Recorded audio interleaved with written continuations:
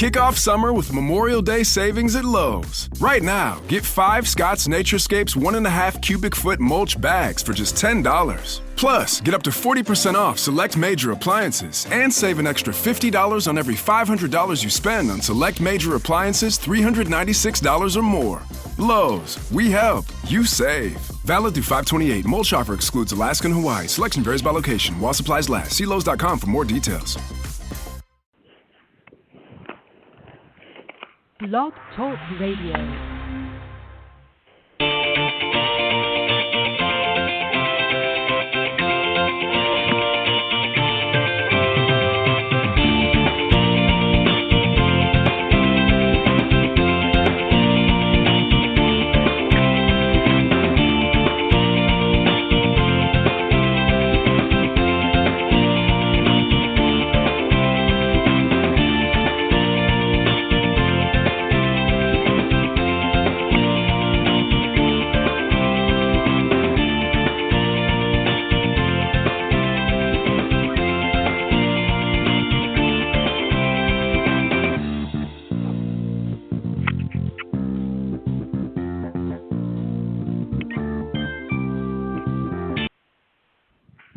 All right, good evening, everybody, and welcome to Golf Talk Live. I'm your host, Ted Odorico. We've got a great show for you tonight. We're going to be starting off here in just a few moments with the very first Coach's Corner panel, if you will, of 2018, and we're just waiting for everybody to come on board, but this is going to be hopefully the first of many great panel discussions this season, and in a few minutes I'll introduce everybody.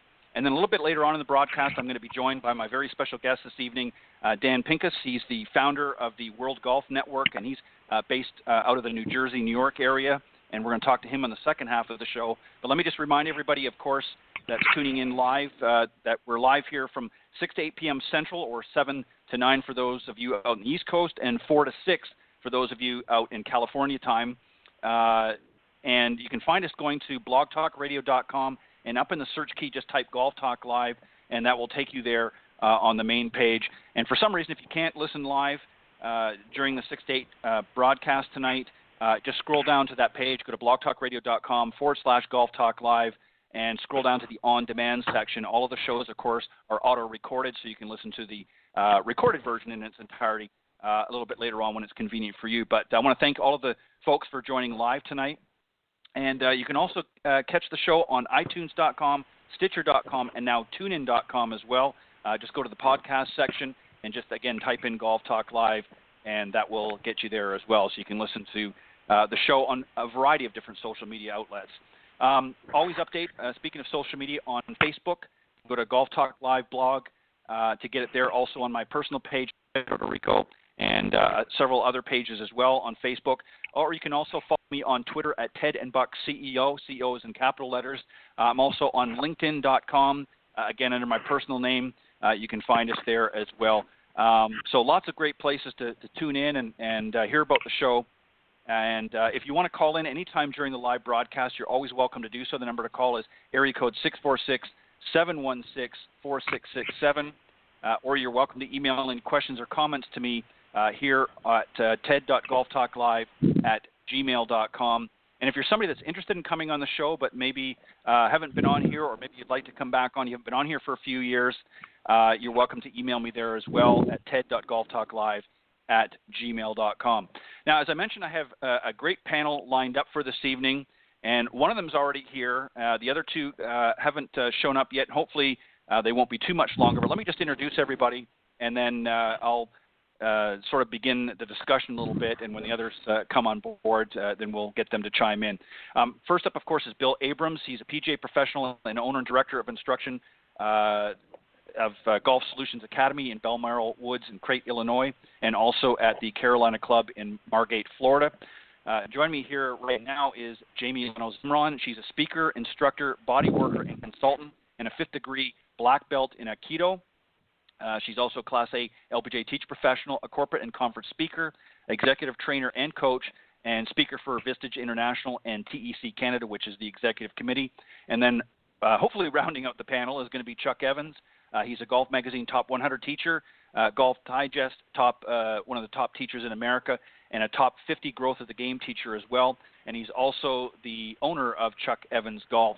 So, Jamie, well, welcome to the show, and hopefully the other guys will be joining us shortly. Welcome back to Golf Talk Live in the Coach's Corner panel. Well, thanks, Ted. It's great to be here, and hard to believe it's already March 1st of 2018, but here we are. So golf season everywhere is getting close, and it's good to be back. Thank you. Well, it's an honor to have you come back every year, and I always enjoy your input into the show. And as I said, I'll keep an eye out for the other two. Hopefully, I'm, as I've mentioned many times on the show, Jamie, I know a lot of you guys are very, very busy during the day giving lessons and doing business and that sort of thing. So I know sometimes you can get caught a little bit short trying to get home in time to jump on the show. So I always appreciate and thank you guys for all of your efforts. And I know sometimes these things happen. But as I said to you, Jamie, we'll wing it if necessary, and we'll catch up with the guys another time if need be. But all right, so here's what the discussion was going to be tonight, Jamie, and we'll start things off. I talked about the five senses. I had mentioned this to you, and there's five senses really that we all have as human beings, and they are as follows. We obviously have a taste, sight, touch, smell, and sound. But on the Coach's Corner panel tonight, we're going to discuss some other senses commonly talked about in golf, like instinct, feel, and visualization. And we're going to sort of break it down into various aspects of the game, and I may have to shoulder a little bit of the load myself. But what I wanted you to talk about, and we'll start from sort of the putting green first and work our way back. And here's what I want you to do, Jamie. I want to give you putting, but also the mental side of the game as well. And what I want you to do is this: talk about sort of the feelings that you want your students to sort of instill through your instruction, and then sort of walk us through what you want them to be able to visualize, not only during the lessons, but also when they get out on the course and put things. And then we're going to talk a little bit about what instinct develops through some of the training and the teaching that we provide to them out on the golf course. So let's start with putting first, and then we'll work our way into sort of the mental side of the game. So talk about first, if you wouldn't mind, Jamie, a little bit about feel. What are you trying to get your students to feel on the putting green? Give us maybe some examples of what you want them to feel and what you want them to particularly notice while they're there, and then talk about some of the visualization you want them to sort of create through the lessons, but also on their own ultimately, and then we'll touch on instinct. Okay, this is a great topic and a lot of fun to talk about, actually. So, the first thing is, in terms of feel on the putting green itself, is to think about holding the club. And we talk to our students a lot about having a kind of a light grip pressure, and tension in the hands really kind of kills that. So that's the first thing, is just to really get a good feel of the club without too tight of a grip. And I think you need to fall in love with your putter. It's very subjective, and as we know, there are so many different kinds of putters out there. So fall in love with your putter, the weight of it. How does the club head feel? How does it look to you? There are a lot of different designs, and some people prefer blade type of design. Some people like more of the mallet and all of the kind of almost Star Wars looks to the putter these days. Kind of a lot of club behind it. All putters are trying to help us line up and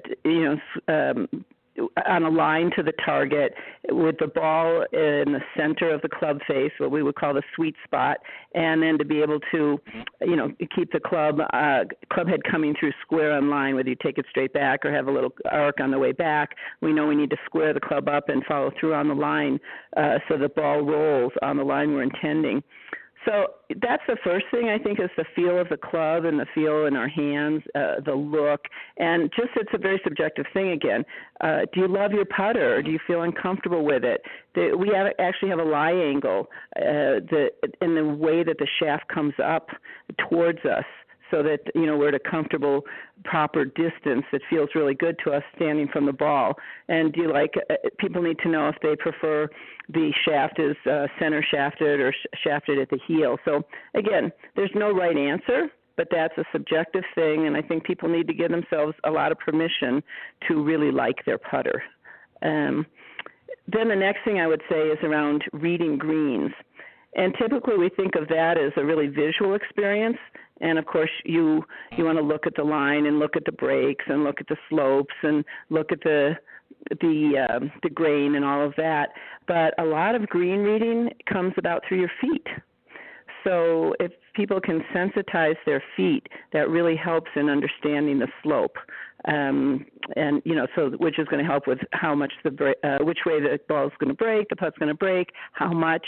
And so I always recommend that people even take a whole tour from behind their ball and then walk up on one side, behind the flag stick, have a look and a feel from there, keep feeling with the feet as they walk back to their ball down the other side of the putt, so that they've done a full basically ellipse back to their golf ball, right, and get the feel with their feet. So those are a few things for starters. Yeah, and I think, as you said, I think it's a good idea, and this is why you see so many of the professionals on tour. You'll see them sort of basically do a 360 around the golf ball.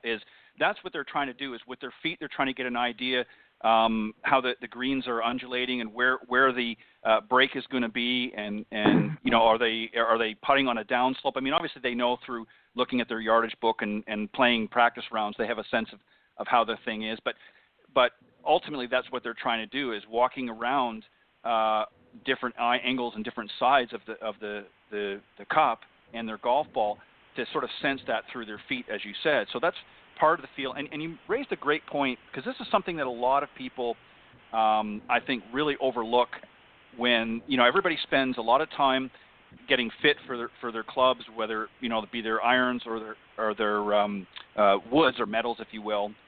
But a lot of people don't spend very much time really getting the right putter. And everybody's different, as you said. There's everything from the very basic blade to, as you put it, a very Star Wars-looking mallet or other putting device out there. So that's a very key thing as well. And what tips would you give for somebody to decide what they're going to be looking at and what they should be considering when making a purchase for a new putter?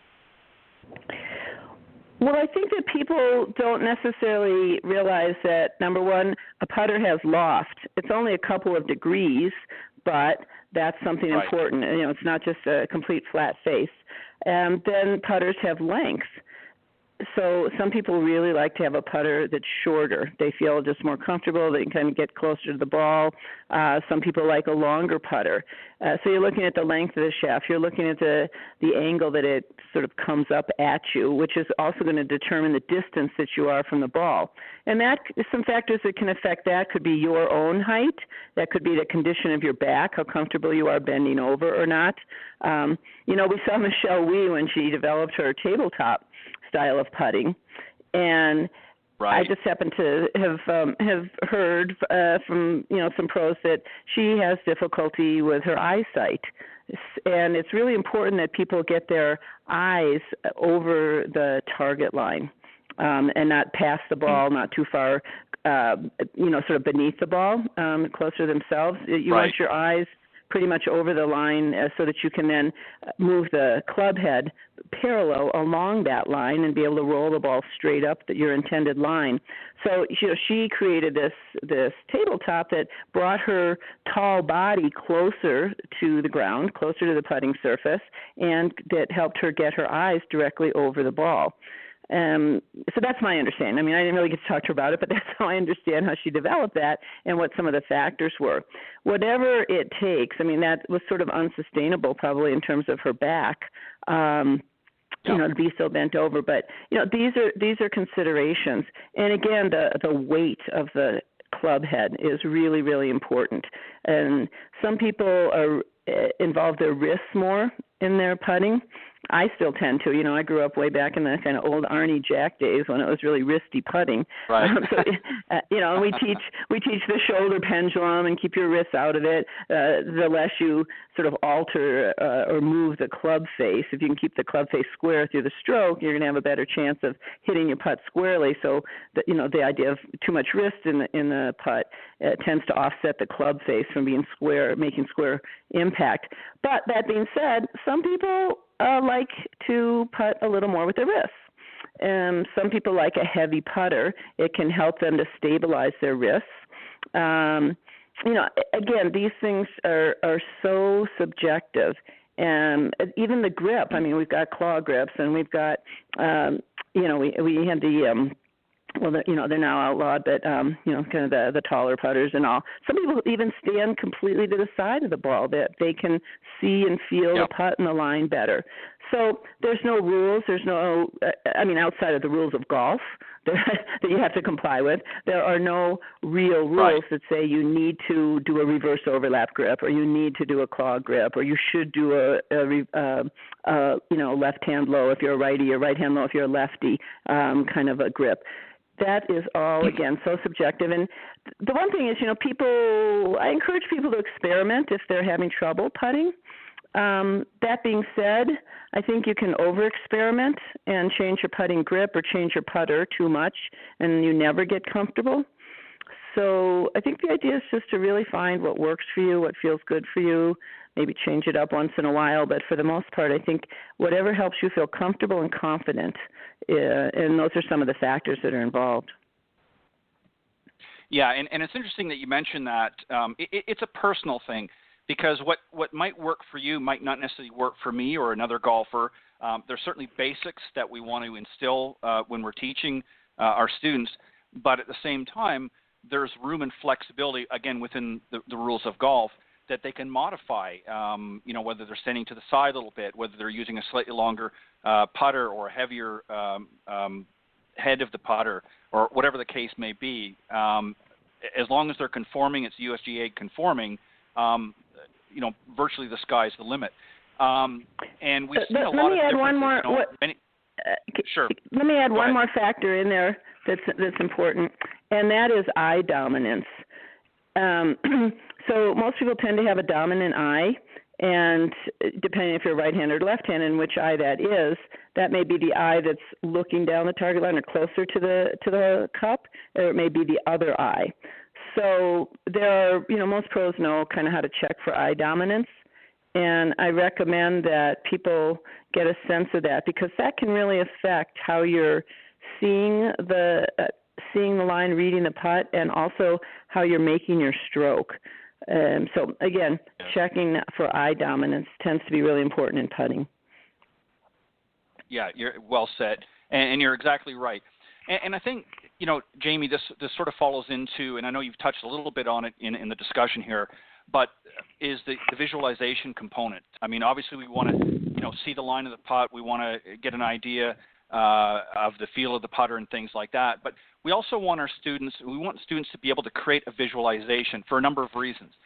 First off, some people learn visually. You can talk to a student for 2 hours, and they might get the gist of certain things, but once you actually physically show them what they need to do or what they can do to be a successful putter, then ultimately it sort of becomes a better understood version, if you will. So talk a little bit about visualization. When you're working with your students, walk us through what you're trying to get them ultimately to visualize on the putting surface. When they walk up, they've hit their approach shot, they're on the green. What are some of the things that you're trying to get them and instill in their minds to visualize so that they, in a sense, get a game plan when they're on the green? Well, the first thing is, I think, even walking up to the green, you're using your eyes and your feet to notice the slope, and what are the factors, the topography that's going to influence the break or the straightness, as it were, of the putt. You're watching other people who you're playing with. You're watching their chips, because chips actually break, and if that can give you information of what your putt's going to do as it starts traveling and getting closer to the hole. So you're really being aware. You're watching for that. in terms of lining up a putt and being able to make a good stroke, a couple things. One is, I think it's wonderful the way the Golf Channel uses this technology, and most of us watch the Golf Channel, right? And they will show the line of a putt with a thick colored line. Shirley Spork, right, one of the founders of the LPGA, who's just such a terrific teacher, and one of the founders of the teaching division, she's always telling me, see a neon yellow line. You want to see it really, really bright, what your line is all the way to the cup. So I love that, neon yellow or neon orange or whatever. Now, some people are spot putters. They'll find a spot, maybe a little brown spot or something on their way to that's on the line, rather than trying to putt like all the way to the cup. They'll find a spot that they're trying to putt to that spot, let the ball roll over that, and then that's on their line to the hole. Whatever it is, I think it's really important. A visualization I like to use is kind of the train track idea, and I'll use two clubs. I'll put two irons down wherever I am. Let's say I'm 20 feet from the cup, doesn't matter, or 30 feet from the hole. I could be 8 feet away. It doesn't matter. You can use two irons and create kind of train tracks that your ball's in the middle of.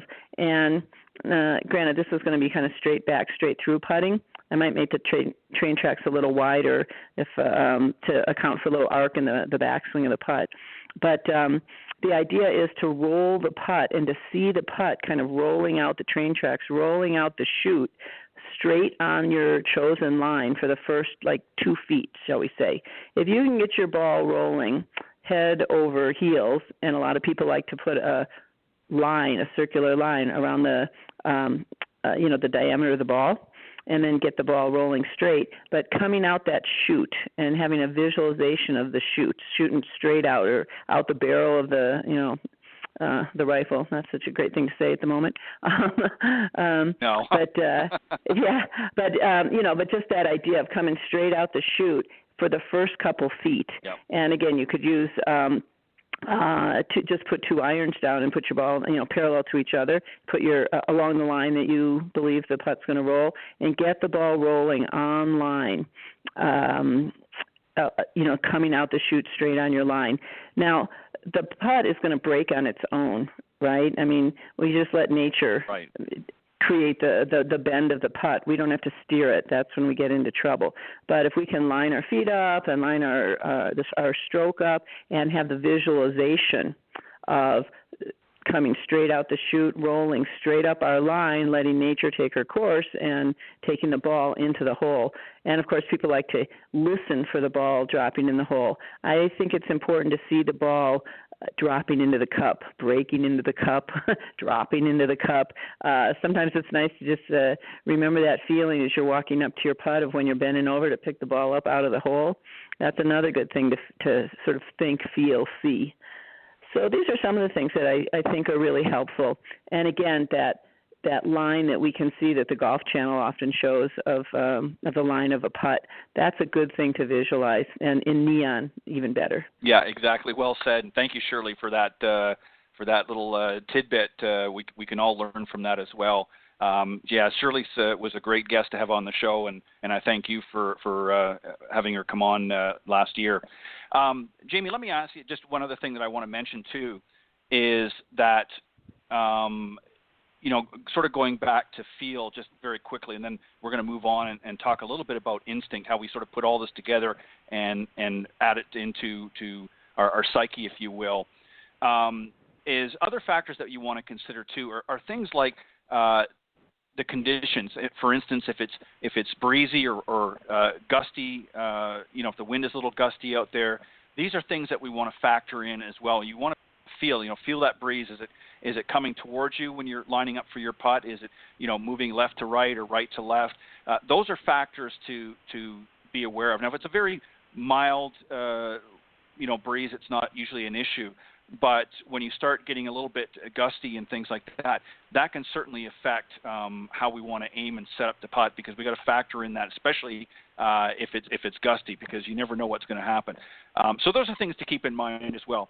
Now, Jamie, what I want to do, and this sort of falls into the mental side of things, one of the things a better player develops over time, and certainly some players, players like Jack Nicklaus and Annika Sorenstam and many of the top players of their time developed an instinct or an insight, if you will, almost a sixth sense. Obviously, by playing a lot of rounds and getting out there and working on their game, it improved over time. But from an instinct standpoint, talk a little bit about, again, we'll use the putting as an example for now, and then we're going to move into some other areas. But, talk about how people can, through repetition, maybe through drills and that, can almost develop a sixth sense that when they get into a situation that maybe they've been in before, that instinct will sort of kick in and say, I remember doing this on hole number such and such, and that sort of helps them prepare for the challenge that they might be faced with at this time. So it gives them a little bit of insight, if you will. Talk a little bit about that from the mental side of the game, how important and what a benefit instinct can be out on the golf course. Mm-hmm. Well, first of all, I just want to say something about intelligence in general that certainly applies.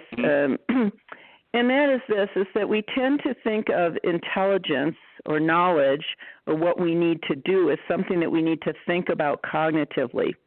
So cognitive intelligence, cognitive knowing, figuring things out in a rational thinking, very heady mind way is a part of figured out what we need to do with every shot, what club to pick and, all these kinds of things that, factoring in the wind and the distance and all.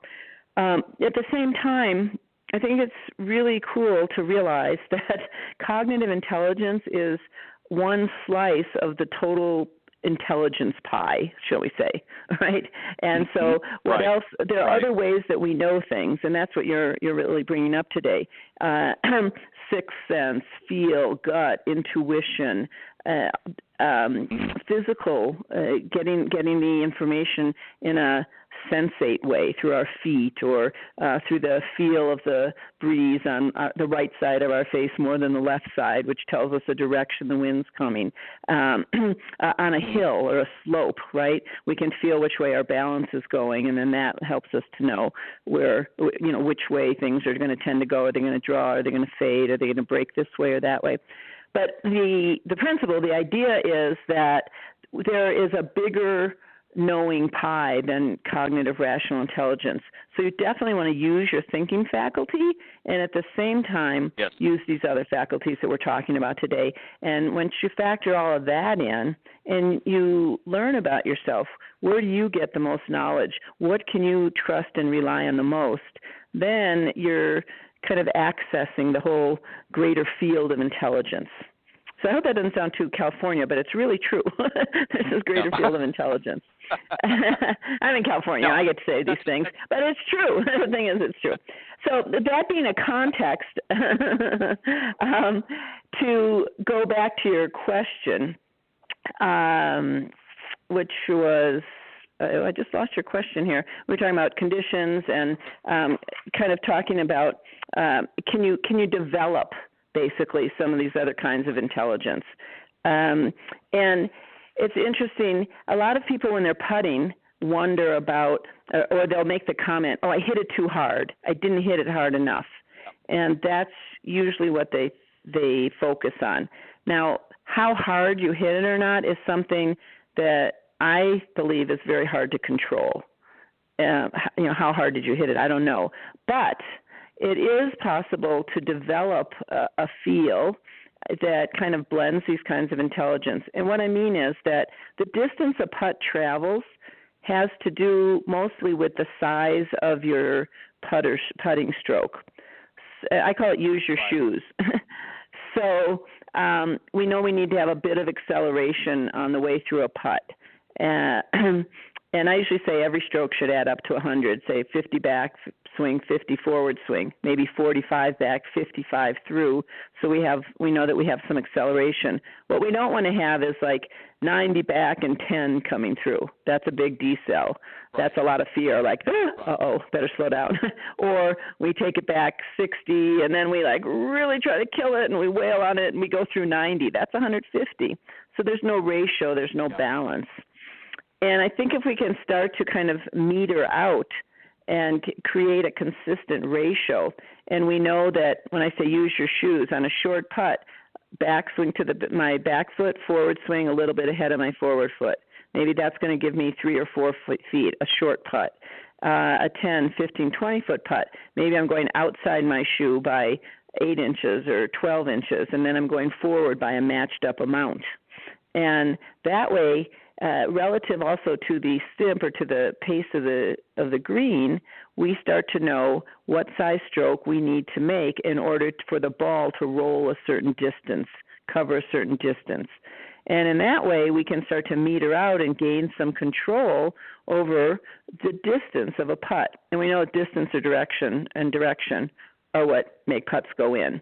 And a lot of people think that we spend a lot of time trying to figure out the direction when distance is really what helps us to avoid 3 putts and to get most putts into the hole. So it is possible to start to practice in a way that you meter out and get a consistent ratio. It's a drill. A lot of drills you can do to develop that kind of ratio. That starts to give you a smooth and consistent putting stroke. And with that, you start to have a real sense of confidence and a sense of feel. So that's an example I would give of how you, through repetition and kind of blending the feel with a really good theory, right? Match it up, that you can start to really improve your putting. Yeah, no, that's a great, well said, Jamie. You did a fantastic job. You know, this is something that I think that, you know, a lot of golfers might be sort of scratching their heads right now and say, well, why do I need to know all this? And why does it matter in my golf? You know, I just want to cure that slice, or maybe I'm hooking the ball or what have you. And I don't understand why I need to know this. What people don't realize is that these are skills that we develop over time, just like you would in any job. You know, when you first apply for a job, you get out there, you might have some training or exposure to a specific task at hand, but until you actually get your hands dirty or your feet wet, as the case may be, you don't really start to develop those skill sets and until you've spent a little bit of time doing that. Well, the same is true, Jamie, obviously, as we know, with the golf game. And that's where you can develop instinct through repetition and through motions and that sort of thing, visualizing the shot at hand, visualizing the conditions and the circumstances that you're surrounded by.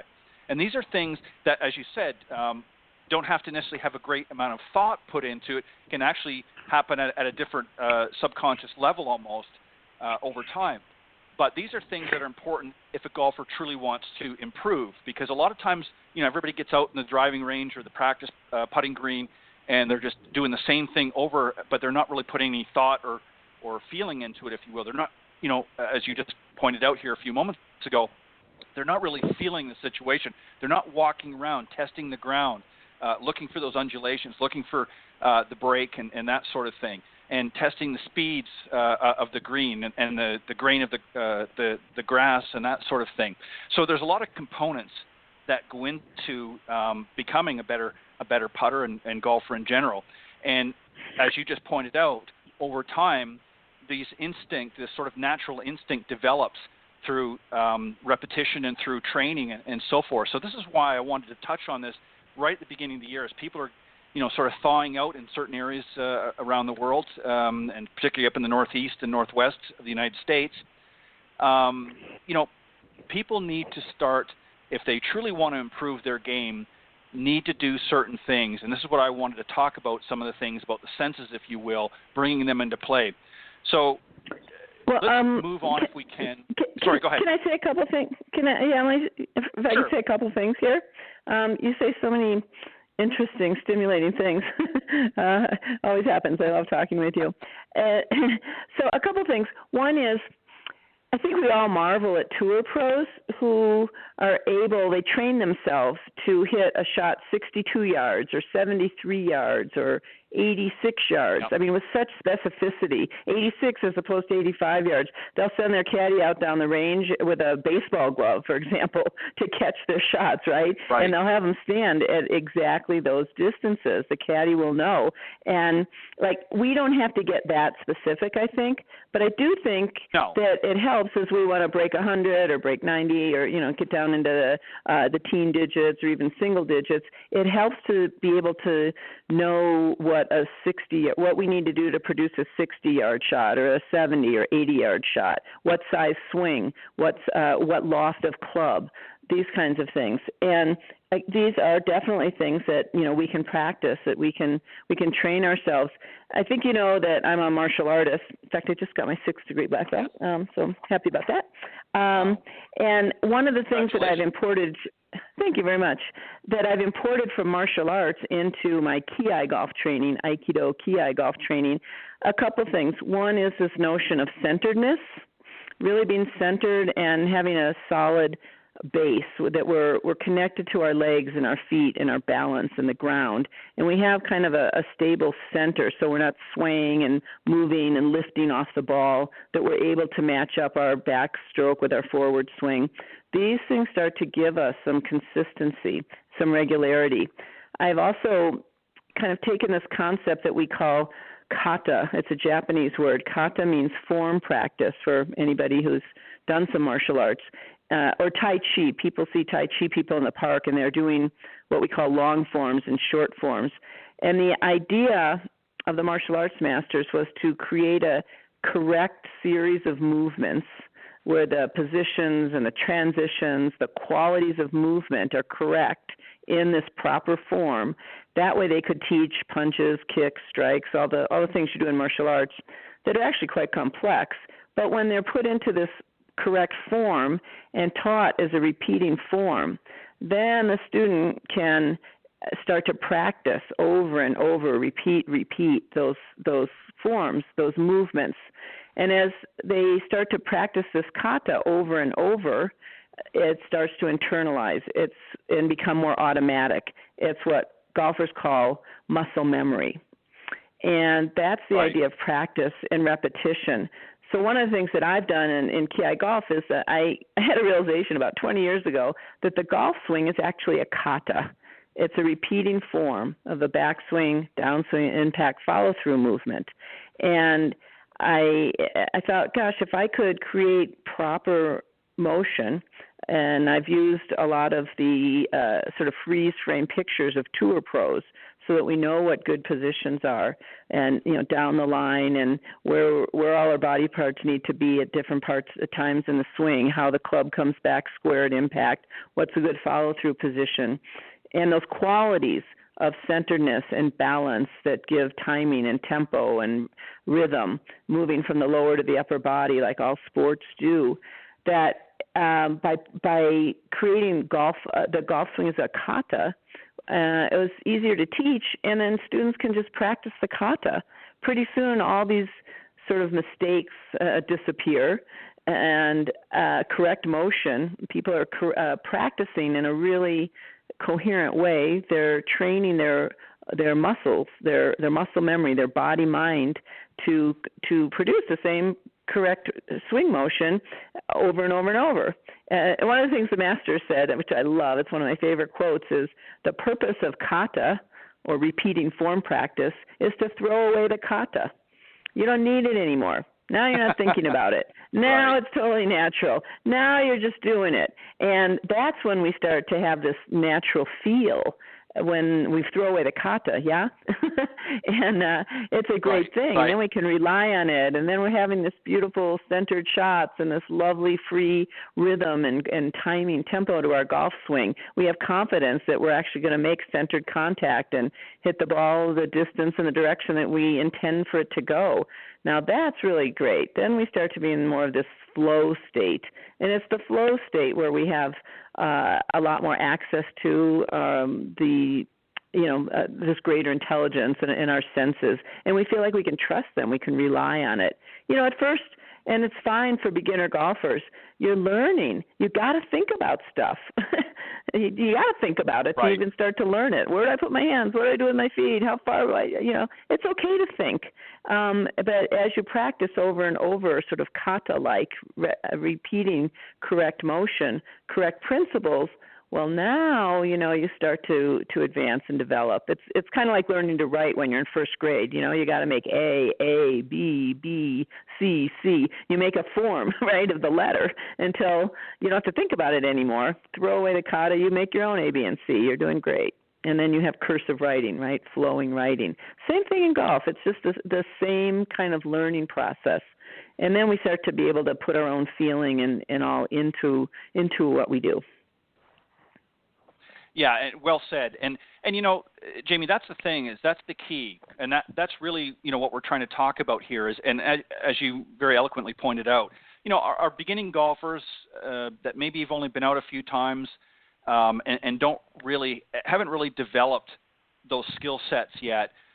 This is something through practice and through the learning process and trial and error, if you will, they're going to develop these different senses. And this is why, I wanted to talk about this tonight. And, we're going to talk a little bit about the other areas of the game, obviously the full swing, and even things like chipping and pitching, because there's a lot of things, a lot of thought, a lot of visualization, and a lot of feel that comes into play. And then ultimately, once we wrap all that together, then that's, again, through the repetition and practice, we develop a natural, if you will, instinct through that repetition.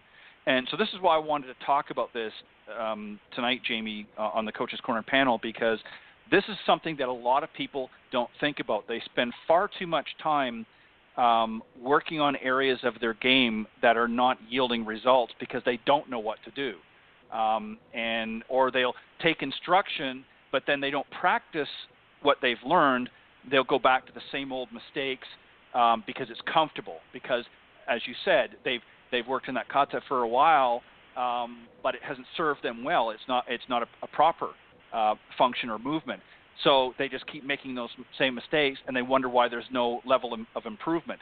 So we want to make sure that through all aspects of the game, and obviously I started with putting first, but even the full swing, and you touched a little bit about that, but even in the chipping and pitching areas of the game, we want to make sure that they're developing a feel for those different motions and ingraining through visualization and through feel the different areas of the game. And ultimately, once they put all that together, again, as I said, they wrap it up, they're going to start developing some natural instinct. So just touch about some things, with, let's say, the full swing as an example, Jimmy. What are we trying to get our students to feel, and what do we want them to visualize them doing? Do we want them to be focusing on, maybe a one-piece takeaway, as many have said, or do we want to have a different visualization for our students? What are we trying to get through our messages? What are we trying to get across to our students? Well, that's a good question. Again, things that I think need to be kind of individualized. I like to see a person swing, and it takes me one swing, honestly, one or two swings, and I've already got a really good sense of what's going on with the person. And that, right. What do I mean? So, we could say one-piece takeaway. Well, okay. Well, if I see a swing, and people email me a swing or send me a video, I can see them on Skype, much less see them in person, which is always optimal, but not necessary at all. We can see right away, is the issue one of fitness? Is the person too tight? Can't make the rotational movements? Are they lacking certain core strength? Are they moving and swaying or lifting up?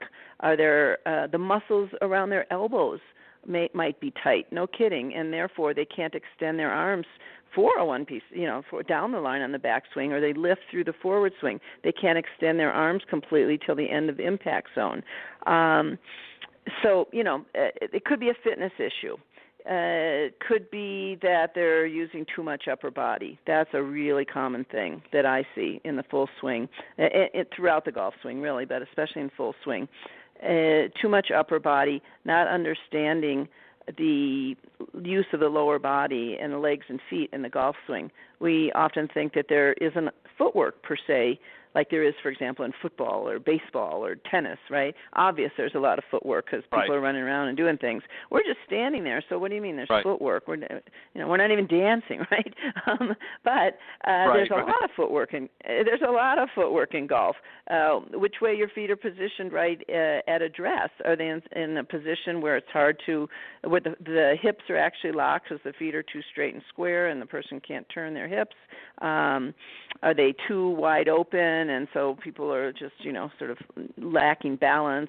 A lot of times people do it, I call it kind of bass backwards, where they lift their forward target side foot on their way back. They lift that off the ground, and then as they come through, they swing down with their arms, and the back foot, the trail foot, doesn't turn because you really ought to be up on your tiptoe with your heel turned with the back foot. That turn of the heel turns the hips, lets the shoulders turn, lets the club and hands fly through. So sometimes people do that in an inverted way. That's footwork. Sometimes people, their back hip kind of, I always say their belt loop goes sideways rather than their pocket of their back cheek turning back, which would indicate that they've had some hip turn rather than some sway. So, these are things that I see right off the bat. So someone may need to really stabilize their back leg, the right leg for a right-handed golfer, the left leg for a left-handed golfer. That's the side that you're turning into and loading up all of your energy and your power in your backswing, which then you want to unload and, sort of spring-like and uncoil, and boom, you can launch the ball from there and release that energy.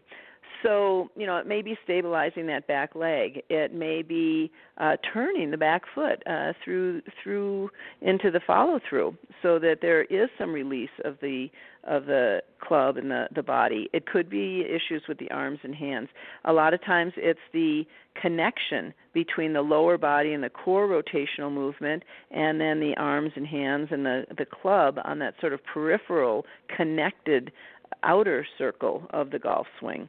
So, you need connection, and that could be the issue.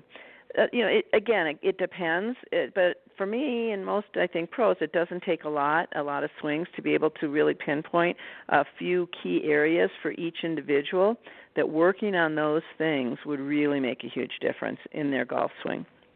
And, and in the shots they hit, and ultimately the scores that they come in with. Yeah, you're exactly right. And this is something that, as professionals, we're trained to look for. This is the things that we want to, we're not looking sometimes necessarily at the whole swing. We might break it down into different areas that we're paying special attention to, because ultimately when we see where the ball is traveling, it gives us a general sense of what's happening. It's not just a matter of whether the club face is square or not. It could be, a lot of other factors could be involved. So, we're looking for these things and through proper rotation and proper footwork. And, it's like, for every action, there's an equal reaction. And a lot of people don't understand that. So they get caught up in, trying to look like they've got the perfect swing, but a lot of times there might be very small but nevertheless flaws within their swing that are going to creep up and create problems and ultimately launch larger problems as time goes on, especially as we age. Our body doesn't always, in some cases, move as fluidly as we would like. So if we've got a problem and we're not correcting or isolating those specific issues, then they're just going to keep getting bigger and bigger as time goes on. And as our body ages and so forth, those problems that were maybe minor in the beginning have now exacerbated and becoming much bigger. So great points that you bring up there. Jamie, go ahead. I had an experience. You're talking about, aging and could be injuries, but our bodies are a factor, right? And all our bodies go through individual things, right? So I actually was in San Diego earlier this week and played golf with a friend who's also has done some lessons with me. She's a martial arts friend, and it was interesting. She's really doing well, and she has a I don't know, a nice matched upness, shall I say, to her swing. She's really getting some nice tempo and rhythm. And I've talked to her about keeping she's right-handed, her forward foot or left foot down on her backswing, and she doesn't do it. Well, it turns out that, she's had 2 hip replacements. And I sometimes forget about that, and I have not seen her on the golf course for, I think, a year or something. Well, she needs to do that because with her 2 hip replacements, that's just something she needs to do in order to actually make a good rotational movement in her backswing. So it's okay that she does that. However, so what we did, we just talked about stability. I gave her the word stability. We looked at it, we talked about it, and we did some visualization with it. And that was the word that just keyed her in. And she kept saying all throughout the round, wow, every time I think of stability, it just helps me. And she started hitting just some gorgeous golf shots. She really played nicely. There were some shots that were just amazing. And in the beginning, she's like, God, I love the way your ball sounds. It's just that kind of centered, that sweet sound. I want it. By the 4th, 5th hole, she was getting it. The whole rest of the round, I mean, she just had this wonderful sound. She was making such great contact, and every time she kept saying, it's just the stability. It's the stability. Now, I have in my mind, you got to keep your foot down to get stability, but she doesn't. It was the concept. It's the concept and the feel in her own body that of stability and balance, and then that sense of this is, and knowing that that's a determining factor to bring the club back in a consistent way and make solid, centered, sweet spot contact with the ball. So she wants that sound, and now we talked about how you're going to get it and why stability and balance and groundedness is important, centeredness. And once she got that, it didn't matter exactly what her feet were doing, and we just worked with her own particular body situation, and she just played really nicely the rest of the way. And she knew when it was off, and most of the time it was on. Right, and you raised a very interesting point there, because there are going to be circumstances. That's something that we as instructors have to be mindful of as well. There are going to be circumstances where, whether it be a permanent injury or maybe past surgery that impedes certain movements, sometimes a player may have to make some adjustments in order to compensate, and that's obviously what she had done to be able to compensate for the hip operations. And there may be other issues as well. So having the information available for us as instructors is critical. So when somebody comes to take a lesson, it's good to know that information up front so that we can do a proper assessment and to be able to give them a remedy, if you will. And obviously it was successful in her particular case that you were able to take note of what she had experienced physically and the changes that she needed to make, and then you were basically able to, through that, diagnose some issues that could ultimately make some positive changes for her as well. So great story. Thank you for sharing that. Well, I think we tend to focus to your topic around feel and sensing and intuition and instinct, all those things. I think that there are some principles, universal principles by which our bodies work, and that energy is transferred from one object to another, from a body to a golf club, from a golf club to a golf ball, and these, they're just these principles that we if we can adhere to those principles, so this principle of stability or balance or centeredness or groundedness or relaxed power or kind of coil and release. These things are principles, and then things work well when we adhere to those principles. What happens so much of the time is that we are much more taught to pay attention to mechanics and technique. And I'm not saying that mechanics and technique aren't important, but we sometimes pay so much attention to them, and we don't tie them to the principles.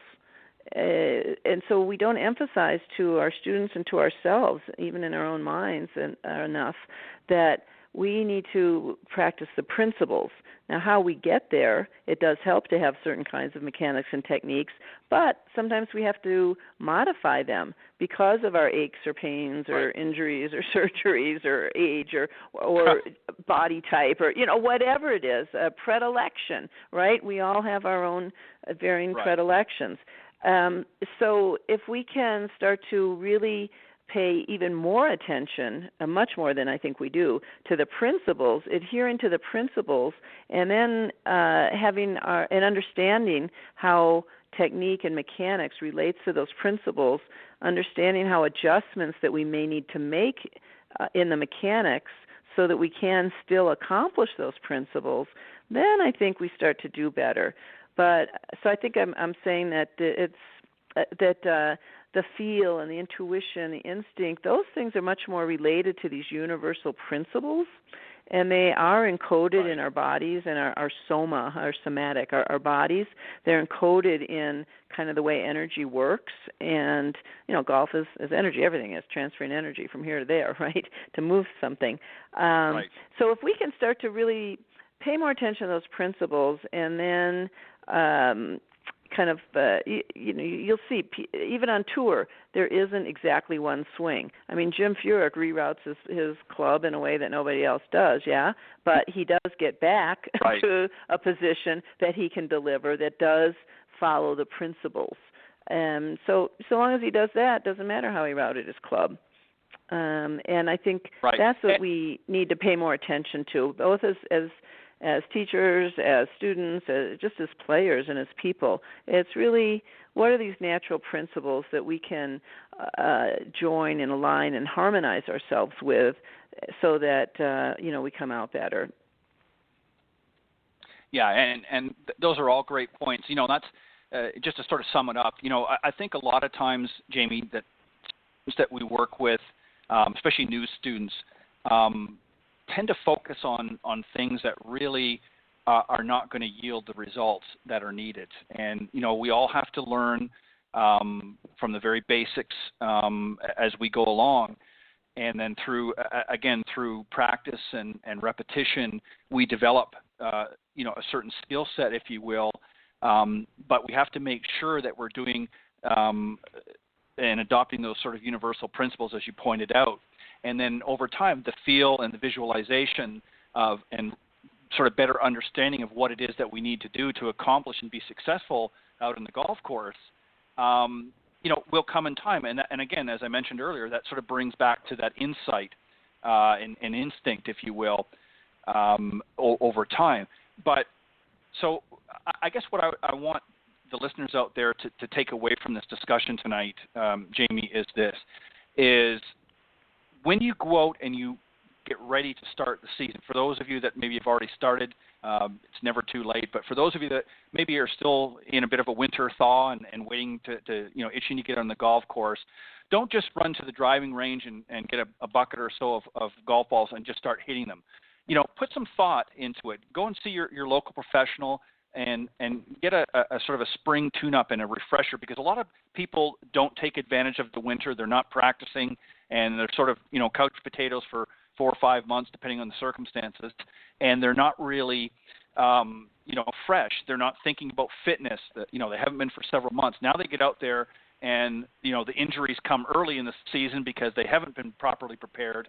And, suddenly they're sitting on the sidelines for a couple of months because their back's bothering them or their foot's bothering them or whatever the case may be, or they're just not playing very well. But they've done nothing to prepare themselves. So, a lot of things that, Jamie, that you talked about tonight are things that the folks can do to prepare themselves both physically and mentally as they get ready to start this new golf season. What a great discussion tonight, Jamie. I want to thank you for being on the Coach's Corner panel. I'm very excited this season. Unfortunately, Bill and Chuck weren't able to join us tonight, and not to worry, we I think did a great job in getting the message out there. What I wanted to get out tonight anyway. So, but thank you, Jamie. I'm going to give you just a moment or two if you want, just to let the folks know how they can get in touch with you if they're interested in maybe continuing discussion with you about how they can improve their game, or anything that you want to quickly mention. If there's something coming up, a special event that you want to get out there the floor is yours for the next couple of minutes. Well, thanks a lot, Ted. And I'm sorry the others weren't able to join us. I look forward to more interchange with them. But it was great talking with you and having a chance to share some of these things. I did want to mention one more sense that we didn't mention, which is common sense. So right. That's another whole story, right? But we really need common sense. Right. People can find me on my website on the web at www.kiaigolf.com, KIAI golf.com. I also don't mind phone calls, and my direct line and cell line, voicemail and all, that's pretty reachable, is 760-492-4653. which is golf, 760-492-GOLF. I do have a really wonderful evergreen classic video instructional DVD series, and it's got some companion booklets, and it goes through golf fitness, katas, swing patterning, and these universal principles, which I really highly recommend people get. And if somebody wants to give me a direct email through my website or give me a call, I will be very happy to add a personal free swing analysis and kind of go over that with folks, which I hope will give them a good leg up or swing up on the new golf season. So I'm always traveling and doing all kinds of seminars and speaking and clinics and golf schools, and happy to arrange things with you. I'm out in California where I'm living now in snow country, but always whether it's through Skype, video, and travels, always available, and always happy to talk with people and work with anybody who's interested to explore this really holistic route that really incorporates all the classical golf mechanics around these universal principles. Well said. Well, Jamie, as always, thank you very much for joining me tonight on the Coach's Corner panel. I appreciate it as always, and I look forward to having you come back the next time. Keep doing all the great things that you're doing, and have a great weekend. Thank you so much, Ted. Okay, thanks, everybody. Bye-bye. All right, bye-bye. All right, that was Jamie Leno-Zimron on the Coach's Corner panel tonight. What a great discussion, and always look forward to having some interesting discussions on the Coach's Corner panel. And again, unfortunately, Bill and Chuck weren't able to join us this evening, but we'll get them back here on another episode. All right, I've got a really interesting guest tonight, Dan Pincus. He's the founder of the World Golf Network, and I'm just going to tell you a little bit about his organization, and then I'm going to bring him on, and we're going to have a great discussion on the second half of the show tonight. The World Golf Network, of course, was established in 2003. It's a premier business networking organization that gives exclusive membership, curated experience that helps grow their business. They begin by understanding each member company's goals and then access their comprehensive and proprietary database in order to connect members with relevant entities. Through golf, including monthly outings and private rounds, as well as a series of social gatherings, World Golf Network creates the ideal environment for effective networking. Members are carefully selected through an exclusive application process that ensures all participants are decision makers ready to do business. Within each chapter, which will include up to 100 businesses, there are never more than 4 members representing the same industry. Members need not be golf savvy to join the organization, with foursomes based on each player's skills. Some groups play competitive rounds, while others maybe play best ball. At select outings, the World Golf Network Pro provides lessons for players at any level. So without any further hesitation, let me bring out the founder of World Golf Network, Dan Pincus. Hi, Ted. How are you? Good evening, Dan. I'm doing very well. Welcome to Golf Talk Live. Good. Thank you. Thanks for having me on your show. Well, I appreciate it, and thanks. I look forward to tonight's discussion. All right, so I've given sort of a general overview, if you will, of World Golf Network.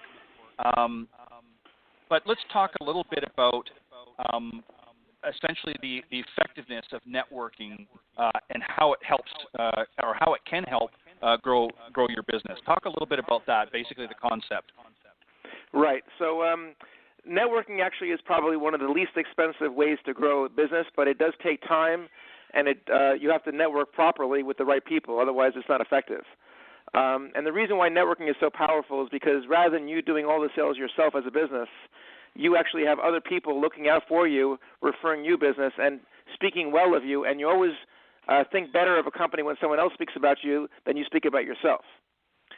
So we basically, brought back the old-fashioned way of using golf as a business tool, and actually it's already been a great networking tool for other people, but we just organize it a little bit better so that we actually would recommend people to play golf with people who could be natural referral partners for each other. Right. So this is essentially why you call or refer to golf as the business sport, and why a lot of business people use golf to grow in turn grow their businesses. Talk a little bit about some, because I think people may misunderstand. It's not just about going out and hitting the ball around the golf course and shooting a great score. Talk about what kinds of things sort of happen out in the golf course as a business owner. What some of the things, maybe some of the discussions that come. It's not all dollars and cents. There's obviously some camaraderie and having fun and networking, but also building relationships is essentially the key to successful business, is building those relationships. So talk a little bit about that, if you wouldn't mind. Sure. So golf actually, not too many people know this, but golf was actually first created as an interview process, not really as a game.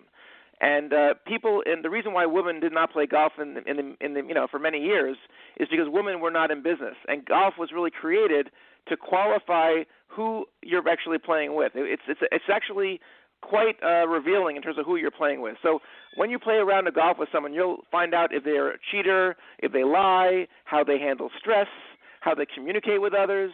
Right. You learn so much about that person that you actually feel very comfortable if you're on a positive light with that person, or quite the opposite, where I don't trust that person at all and I would never want to work with that person. But it's so powerful to actually, in one round of golf, learn so much about a person that you really feel like you have a very strong comfort level, and the relationship is relatively deep after that one round of golf. So right. Really, that's why golf is so powerful, and people who use golf for business do so much business off of, because they literally have a big edge up over everyone else, because if you've taken someone out for golf and that person has a trust level with you, you've knocked down so many walls already that you can actually work with that company so much easier as long as you have a decision maker you worked with. Right, and this is a great opportunity for business owners too to understand this through the World Golf Network. And I'll give you a good example, Dan. I've been involved in sales for many years over the past several decades. And one of the things that I always understood, and obviously I enjoyed playing golf as a game, and of course I teach golf. But one of the things that I came to understand very quickly during my sales tenure, if you will, is the average sales call, you're lucky if you get anywhere from 15 to maybe 20 minutes of your client's attention, of your prospect or your client's potential client's attention. Whereas on the golf course, you may have them for several hours, depending on where you're playing and the conditions and things like that.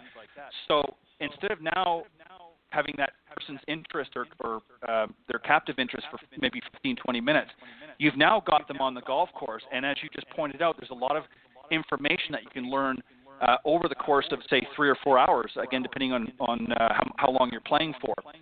So it's a very valuable information gathering process wrapped up in a game, essentially, correct? Yeah, 100%. And again, the relationship that's built on the golf course is so strong because of the fact that whether you're good or bad in the game, you both are basically, you're both going together through the process the same way, and you're both, have a lot of time to get to know each other, both personally and business-wise. So you feel comfortable at the end of that round whether that person is someone you really want to continue a relationship with or not. Right. And one of the things that people, especially people very new to business and that I don't think really understand or grasp is it's not always so much what you know, but who you know. So you want to be able to get to know the right people. There's nothing worse than, stopping in at a company and again, I'm not saying this as a criticism to organizations, but, talking to the receptionist for 20 minutes about your product is not going to necessarily guarantee success. You want to get to the decision-making people. So this is essentially what you're offering through the World Golf Network is the ability to network with other business leaders in their respective organizations that have the powers to make ultimate decision. So if they're interested in what you have to offer or vice versa, you're now dealing with the key decision makers, and that's essentially what the platform that you're trying to develop here, correct? Correct. And also there's another part of it. It's not really about the sales directly. It's really more about the overall sales. So what I mean by that is that when a company comes into the program, we qualify for them and who they are as a business, what they do, and who would be the best referral partners for that business, not necessarily who would be the best client. Because as a referral partner, that company might refer them 4 or 5 clients rather than meeting someone who might be one or may or may not work with them directly. Right. And that's much more powerful in so many ways. Yeah, you're exactly right. And again, having that information as a business owner is invaluable. Now, a question that somebody, I can guarantee that there's people that are listening tonight that may have their own business and they're thinking about, organizations such as yours, and they're thinking, okay, well, that sounds great. I'd love to be able to go out and play golf, but golf can be a little pricey depending on where you're playing. So how do they, give some idea, again, by being involved or associated with an organization like yours, how they can get out there and increase their business without not necessarily having to spend a great fortune to do so. Talk about some of the benefits there. Yeah, sure. So I actually, prior to running this business, I used to run a marketing firm, and one of the biggest challenges that most small to mid-sized companies have is they don't have enough money to hire a salesperson really to go out there and bring in the leads and get in front of the right people. And if they got in front of the right people, many times they, being the owner of their own business, have the passion and care about their own business enough that they'll do a good job to actually showcase what they do and how they do it and be able to get the right people to get involved and actually buy their products and services. But a small to mid-sized company doesn't necessarily have $50,000 to $60,000 to hire a good salesperson to get those leads in front of them. But in a situation like our program, I've actually kind of collaborated with all the right business owners and executives who could help each other work together as a team and help each other walk them into the doors of those business owners. And rather than them have to do everything on their own, they're now working with a group of other people like-minded who can help each other. And so the people who are in the system are now, again, they're not necessarily thinking about how they could sell their product or service. It's how they could help the other members in the group do more business, and that will eventually come back to them when everyone's thinking about them as well. So, the cost of our program is about 10% of what it would cost you to hire a salesperson. Right. So rather than you paying all the money yourself, you're basically paying a small fee to be part of a system where everyone's looking out for each other and everyone's helping each other get access to the right people. And imagine that instead of you having a salesperson, you have 50 or 60 business owners who are all there thinking about you and talking to their clients about your business. Yeah, I mean, and what a great opportunity for any business to be in as you said, you talk about the lead generation that comes out of this, and it's really being a part of a networking group. It's not just, as you said, about necessarily selling your products to the group, although that happens as well. It's about really, through your network, having a sales force that's going to go out and do some of the legwork when maybe it's not always convenient for you to do it, or, as you said, hire somebody to do it. You've now got maybe 50 or 60 other businesses that are essentially helping to sell your product or certainly talk about your service, which ultimately is going to come back to you, and you're doing the same thing for their businesses. So it's kind of like having a sales force, if you will, that you don't have to pay, that's doing some of the legwork for you, correct?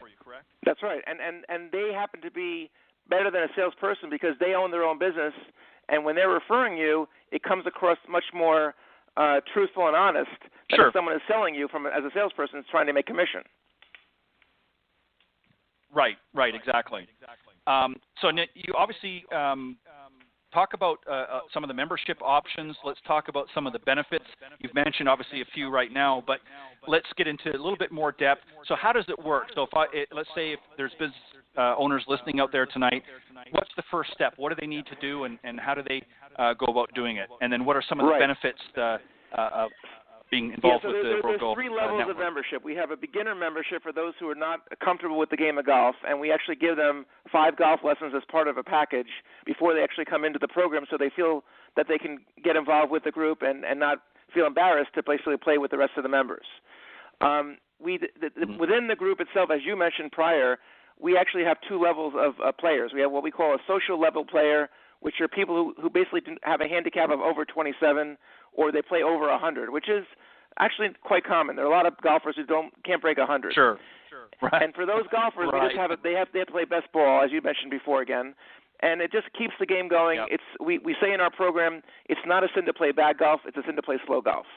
So as long as you're moving along, everyone's happy, everyone's moving, and it's an individual game, so you're really playing against yourself anyway in the game of golf.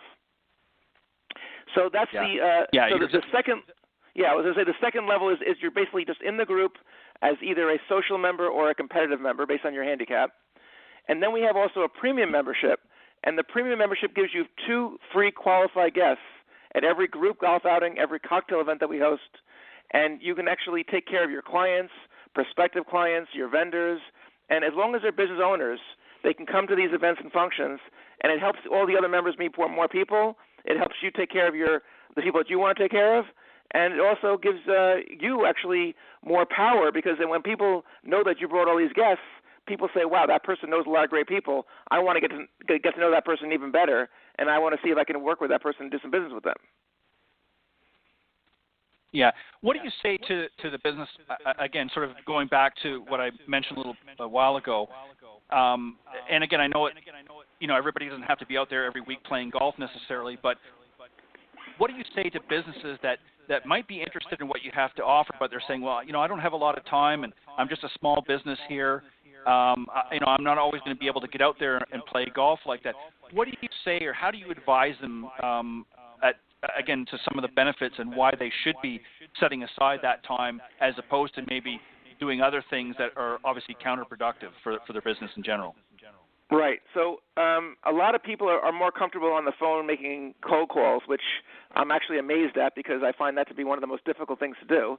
But right. In our system, we actually have a very minimal expectation. The very lowest expectation is 1 day per month that company is going to dedicate to basically being in front of other business owners and executives and having FaceTime and building those relationships. So every business owner truly can take 1 day per month out of their schedule and devote to growing their business. And if they can't do that, then chances are they are probably spinning their wheels and not going to go very far in their business. However, we actually recommend that every company spend at least 2 days per month to do it, because how we work it is that 1 day per month they're meeting all the members, and the members are there meeting each other, thinking about each other and referring each other opportunities. But 1 day per month we want to work with them as well, where we actually use our database of about 5,000 contacts that we know personally, and we'll actually bring out someone which we think is going to be, again, a good referral partner for that company, and they, in return, will bring out a guest which they think might be a good fit for the organization so that they can actually have someone speak about them in the group. Yeah, and it sounds to me like really you're feeling a void that, I mean, there's obviously been lots of different golf groups and golf outings out there, but really what the World Golf Network is doing is trying to bring businesses together, and it's not really much about the game, is it? It's really about the opportunities as business owners to be able to help one another, because ultimately if my business is being helped and I'm helping your business and sort of continuing on down the chain, if you will, or down the line, ultimately that makes a healthy economy because we're all interacting in that. And really, golf is just sort of the icing on the cake, if you will. It just happens to be a particular game that has been well suited for that type of interaction. Would that be pretty accurate? It's exactly right. Golf actually is called the business sport for a reason. It's the only place and the only kind of game or activity or event that you have more time to get to know each other and talk to each other than you are actually in playing the game. If you think about it, when you take your strokes, whether it be 80 strokes or 100 strokes or even 120 strokes, those strokes actually took you seconds, maybe a few minutes, but you're out there for 4 hours. Right. And in between those minutes, you're talking all the time, and you're getting to know the person that you're with. So it's very hard to, in almost any other activity, to get to know someone that well. Yeah, and that, as you alluded to earlier, is extremely important because, again, more often than not, whether it's cold calling or whether, dropping into a business, you really have very, very little time to be able to make an impression on a potential client or a prospective client. And at the golf course, you're able to learn a lot about these individuals, and by networking and communicating through these different organizations, you're able to, again, create a platform of having, 40, 50, 60, depending on what the circumstances are, individuals going out there now spreading the word about your organization, and conversely, you're doing the same about them. So it's kind of like having, as I said earlier, a sales force out there networking for you, and you've created an environment that has allowed them to come together, and again, you're using golf as sort of the vessel, really, of bringing them together. That's right. And the last thing I would say is that in addition to the golf, we actually run non-golf events in the off-season. So year-round, they're getting access to each other, building relationships, and enjoying each other's company so that they hopefully want to keep doing business together. Right. Now, you obviously have some golf partners. You have a World Golf Network Pro that is available, too, as you mentioned, to some of the newer members that maybe come in that don't maybe have a high golf skill level. They're able to take advantage of that, at least at an elementary level or beginning level, as sort of a new member, if you will. And then if they want to, obviously pursue that further on, then there's options there as well. But so you make it very enticing for a business person who maybe has not played a lot of golf, but maybe has had an interest and doesn't know how to get started. So that's something that you offer as well, that you mentioned earlier, correct?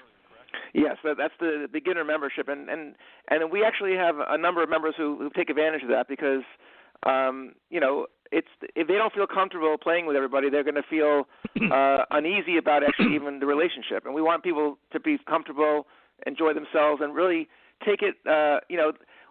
We're probably the only golf group out there that doesn't match people up based on handicap. We match them based up on business, and that's very different from most groups because it's not about the golf in our program. It's more about the connections, the relationships, and the business. Right. And as I said, golf is really secondary, and it's just a vessel that's being used to help bring people together, but it's not the primary function of the group. And I like that because they're able to access information throughout the networking that goes on in your organization. But at the same time, they're also able to have some fun through different social events and obviously on the golf course as well. And they're able to learn a lot about each other. And that helps, too, as a business owner.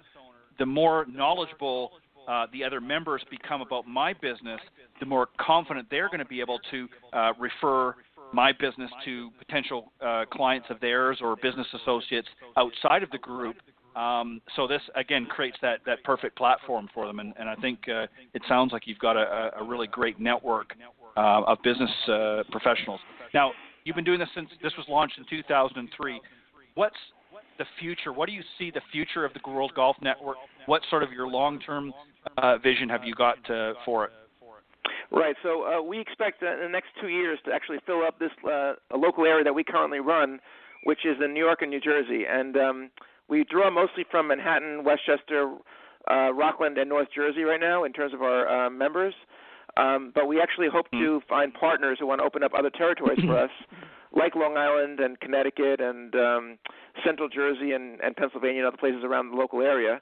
And our ultimate goal is to actually franchise the model for people to actually be able to buy territories anywhere they want to open up groups like this. Right. And I can see that being a very successful opportunity because there's so many great markets throughout, not only the United States, but ultimately, once that market has been filled, you may want to go into other areas like Canada, and you can even branch it over into areas in Europe and things like that. It's definitely a great model. What's been some of the feedback from some of the members? What are some of the things that they like most about being part of the World Golf Network that you've I'm sure you get lots of great feedback and things. And are there things that they would like to see that are not maybe currently available, or some suggestions of things that they would like to see as add-ons for future development with your network? Yeah, so the things that people like the most are, the first thing is that it forces the owner of the business to get out of the office once in a while, because it's the old saying is if you don't put it on your calendar, you're not going to do it. And this kind of forces you to say, these days I'm going to be out of the office. My assistant or my administrative staff or whoever is going to be there to answer calls and follow up for them, they have a day off to actually to relax a little bit and to walk away from what's going on in the world. And that's important and valuable to a lot of people, and they really appreciate that. The second thing is that the relationships that are actually made are really quite strong. The people become really close friends, and it's not just business; it's also social, where people actually do like each other and enjoy each other's company, and it's always great to make more quality relationships, no matter who you are and where you are. That's another big part of it, and the number one most important reason, the reason why people actually join the group, is some people actually have doubled their business within 2 to 3 years by being part of the group, because they have access to thousands of executives, which they normally wouldn't have access to. Right, exactly. Let me ask you something. In terms of things they're looking for, the biggest thing they're looking for actually is a lot of the good golfers want to play with other good golfers, and a lot of the not-so-good golfers may want to play with people who are not so good as well. So how we run our system is that up to the first 100 companies that join our group, they actually play together as one group. But once we reach 100 members, we break it into 2 separate groups, so that the social golfers will play with each other and the competitive golfers will play with each other as well. Now, one of the things, obviously, with things like social media and the advances in cell phones and things like that, answer me this, and this is something that we see a lot with people, whether they're walking down the street or whatever, they're constantly on their phone. Is this something that you try to discourage within the group? Obviously, business owners do need to keep in touch with their business and things like that, but is this something that is kind of frowned upon, that you don't want people when they're at these different events and things, they're constantly on their phone or they're not really engaging? What do you try to do in that? Because that has become a big issue for a lot of business people. Is there's nothing worse than going out and having a business meeting and 3 of the people that are there are constantly fiddling around on their phone. Is this something that you try to talk about and discourage, or how do you handle that? Yeah, so we basically, when someone joins the organization, and actually before we accept them in, they have to accept certain rules and regulations that we have within the program. And this is really common etiquette in golf for people who actually have played a lot of golf. But a lot of people who don't play golf very much don't realize what is etiquette. So when you're playing with us on the golf course, we don't allow the phones. We actually tell people that if it's an emergency, you have a medical situation, or you have something which like a crisis going on, you can take a call for for a few seconds. But we don't want people on those phones. And if we see people abusing that privilege, we take the phones away from them. And the reason why is because, think about it yourself, you're spending 4 to 5 hours to get to know the people in your cart. If you're on your phone, you basically you're losing that whole opportunity, and it's very disrespectful for the other people in that golf cart. You're basically saying that my call is more important than you are. And if that's the case, then why did I spend my time to be with you? So if you cannot turn your phone off for 4 hours at a time, then we tell you then you should stay in the office and basically go back to your phones. Because the point of being there is to get off the phones, is to get to know the people in the room and to build that relationship, and you can't do it if you're on your phone. Yeah, and that's an important issue with any organization, obviously, but particularly with yours, because really the premise of your organization is to network with like-minded business people that can create an opportunity and help one another. And you're right. There's nothing worse than having somebody that's non-engaging or not participating with the group. And I like the fact that you have and I hate to use the term rules, but essentially there are rules to be part of the organization, because I think it sets a tone right up front, and it kind of weeds out. It helps you as well weed out the serious people from people that are just sort of, hey, this sounds great and I'm going to join and get involved. So it kind of sets a parameter and saying, look, you're welcome to be here, but there's some guidelines and rules that need to be followed in order to make it an effective experience for all parties involved, not just the new ones coming in. Correct? Exactly. Yes. And it's not just that rule. A big part of our rules and regulations are, again, as I mentioned before, pace of play. People really don't care that everyone thinks that everyone's looking at them and watching them, but actually everyone's playing their own game. And one of the biggest rules we have is that people need to keep pace of play, because we have a rule that we don't allow people to play more than 5 hours at any of our golf outings. And if once 5 hours has passed, we serve lunch, which is actually we have a breakfast, golf, and lunch, and we serve lunch at 5 hours. And if they're not there, they're missing lunch, because we feel 5 hours is enough to play golf for any outing. Right. Yeah. Well said. I couldn't agree any more than that. So Dan, let me ask you this: are there specific courses that you're involved with, or how does that work? I mean, obviously you don't just sort of show up at the golf course and say we've got 100 members here, of my organization. Are there certain courses in your area that you're sort of partnering with that allow you to use their facilities? Yeah. So we actually have 7 golf courses per chapter. The chapter we're currently running is from North Jersey up to Rockland County. All the courses are within an hour of the GW Bridge, so we have a lot of Manhattan members as well. And the courses that we play are really the nicest courses that we feel we can get onto within our budget. And how it works is that once a company is a member of our group, they play for free. Any business owner of their group, it could be a partner, it could be another senior executive, as long as they're a decision maker of that business, can play on behalf of that company. And if they'd like to bring additional guests out, they can do so at our cost as well.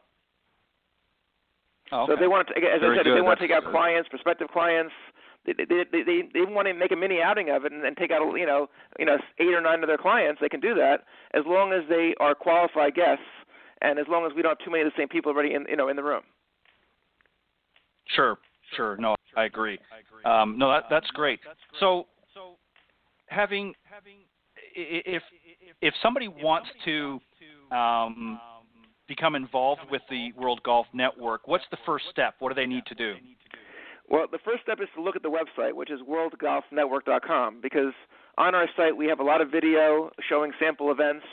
It tells people what we do, how we do it. The application is actually on there, and we want them to understand what they're actually looking into before they actually give us a call. And assuming they like what they see, then we ask them to give us a call directly, and our contact information is there, our email, our phone number, and then we'll actually sit down and talk to them and learn a little bit about their business, because we don't accept any member that we can't help. So if they want to meet people we don't know, we do not accept them into our group, because the whole point of the program is we want people to meet people that can help them. And we want this to be a win-win situation that everyone walks away, with more business than they came in with. Right. Now you have obviously multiple chapters. If you have if somebody gets in touch with you, do you put them in obviously geographically based on where they're located? What do you do in a situation where you've sort of exceeded the limitation for a chapter, but somebody's still interested in becoming part of the member network? How do you handle a situation like that? You obviously don't want to turn away that somebody could be qualified. Do you have other options, or how do you handle a situation like that? Right. So when we're filled up with a certain category of business, we actually have people on a wait list. So there does come times when people basically, for one reason or another, drop off the program, and it could be that they sell their business, they retire, they could be in a situation where the partners have a difference of opinion. There's all different things that happen, and people sometimes will come out of the system. So when that does happen, if someone is on the wait list, they'll be the first one to be called to be asked if they still want to come in, and they get involved at that point. The other thing is that when they join the group, they're grandfathered for life, so their price will never go up, which is kind of cool, because the reason we do that is we want people to use the program not for a short period of time, but for a long period of time, because the longer they're in the group, the more business will actually happen. It actually grows exponentially because people know them that much better, refer them that much more, and those relationships are that much stronger. They do more business together. Yeah, well said. Now, if you have a business, let's say, and the principal owner is a member, and for whatever reason, either they've sold the business or they've willed it, let's say, for argument's sake, to offspring, and they're no longer part of that particular organization, can somebody else then within that same organization that now is maybe heading, let's say, for instance, the president of the company retires or passes away, and somebody else has now stepped into that position, is that membership still held in place for the new member if they choose, or do they have to go through the whole process? No, it's a corporate membership. So when they join, the company owns the membership, not the individual. And any of their owners or partners or senior executives can use that membership. So the only reason that they would lose their membership is if they canceled that membership, and then they would have to then they would have to go start the process over again, because at that point we don't know who's coming in, who's working with us, and also the price point will be different because they're now starting all over again. Right. Okay. I got you. Well, Dan, it sounds to me like it's really a win-win situation. And as I said, alluded to throughout the discussion, it's not so much about the golf as it is about building a networking community of like-minded business people and particularly business owners to be able to get together and network and utilize each other's resources to the best of their abilities. And you've just, again, very tailor-made it, if you will, around the game of golf. And it sounds like you've got a fantastic organization, and I can see it continuing to grow. Obviously, it's been very successful for a number of years. What would you like to leave as maybe some last thoughts for some of the listeners out there? I do have a lot of folks up in the New Jersey area. Some may be already members, but maybe if you've got some business owners that might be listening to the program tonight, what message do you most want to relay to them? Yeah, the real thing is that whether they join my group or not, golf is something which is really a powerful business tool. And I actually personally created this whole process because I literally have been able to grow businesses dramatically by using the game of golf. And the hardest part of the game of golf is getting the right person in front of you and being able to spend the time and get to know them. So I have tried to make it easier for people, but even if they do it on their own, I really recommend that people figure out how they can use golf for their business and really build those relationships and get in front of people who they really want to know better so that they can actually make life easier. I always said it's easier to work with people that you know and trust than people who are just a commodity that you're getting off the internet, or that someone said, you're looking at based on price as you're picking a company. So, I always said that, even if you get a cheaper deal with someone, if they do a bad job, you actually are spending a lot more money because you don't know they're good or not good until you actually use them. And if you get a relationship with someone, even if you're paying 10% more or whatever it is, if you know you're getting a good job done, it's in the long run you have more peace of mind, and in the long run you might actually spend less money because you have less headaches. Yeah, and the nice thing too is, about having that is you're getting a wide spectrum of businesses. It's not just all bankers or all real estate or that type of thing. You obviously have a very broad spectrum of all different types of businesses. So, again, that really gives, when somebody's out in the business world doing business, they've got really a vast spectrum of companies that they're representing in a sense. I mean, in addition to their own company, they're out and say, hey, I know somebody, or I've got some great contacts in this field of interest that they may be looking for, somebody that would qualify. And right away, they've got basically a list of, upwards of 100 people that they can confidently say to them, hey, I'm going to put you in touch with so-and-so, or here's their information. So that really is the premise of your organization, correct? Yeah, it really makes them more powerful themselves, because when you're a go-to person and people come to you for whatever they need, whether it be a plumber or a immigration attorney or a construction company, if you have the resources in front of you that you can actually say, hey, I have the owner of the company that I think will be a good connection for you, you look very powerful and you look very strong, and people will come back to you for other things. And the more people come to you, the more likely they're going to also do business with you. Right, exactly. Yeah, that's a great asset. So just one more time, Dan, if you wouldn't mind, just for those that are maybe interested in learning more, where they can go and how they can get in touch with you. Right. So worldgolfnetwork.com is our website. If they want to email me directly, it's dpincus. My name is Dan Pincus. dpincus@worldgolfnetwork.com. Also, I've done a lot of marketing on YouTube. If they searched Dan Pincus or World Golf Network, they'll see a lot of video on what we do and how we do it. And really, like I said, the program is really about just helping executives do more business through relationships that they would, not necessarily have without us. And that's obviously, like you said before, the more you know and the more people you know, life is easier, and it's not always what you know, but who you know. Right, exactly. Well said. Well, Dan, I want to thank you very much for joining me tonight on Golf Talk Live. It's been an interesting discussion, and I think the listeners will have a better insight.